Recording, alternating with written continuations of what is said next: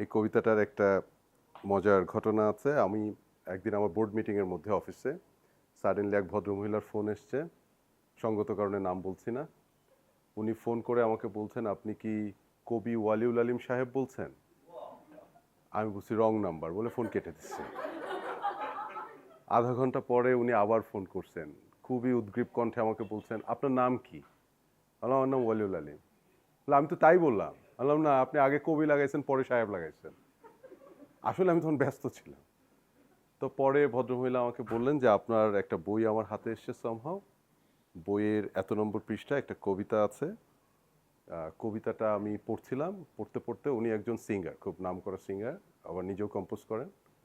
তো উনি বললেন যে এটাকে আমি গান বানাতে চাচ্ছি, যদি আপনি অনুমতি দেন। তা ওনার নাম শুনেই আমি খুশি। অনুমতির আর কি বিষয় আছে, আমি অনুমতি দিয়ে দিয়েছি। এটা অলমোস্ট গান হয়ে গেছে, বোধহয় যে কোনো সময় পাবলিশ হবে। কবিতাটা শুনে, কবিতার নাম হচ্ছে দলিত প্রেম। কত আড়ালে থাকলে তোমায় পাবো খুঁজে আমি বলো, শুকনো পাতায় পা মারিয়ে হাতে হাত ধরি চলো। কণ্ঠ ছিঁড়ে কান্না তোমার, সেও তো আমারই ভাষা। চিবুক ছুঁয়ে কষ্ট জমাও, বুকে জমা কত আশা। স্বর্গ পড়ে নরকে তোমার দলিত মোদের প্রেম।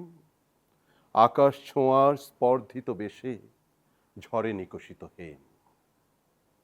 বন্ধ করবে দুয়ার তোমার, জানালা কিন্তু খোলা। দক্ষিণা বাতাসে হাজারো আবেশে দিয়ে যাব ঠিকই দোলা। এসো প্রিয় তবে বুকে রাখি বুক, সময় গিয়েছে চলে। তোমার পাঁজরে রক্ত আমার, যত্নে রেখো গো তারে। Thank you.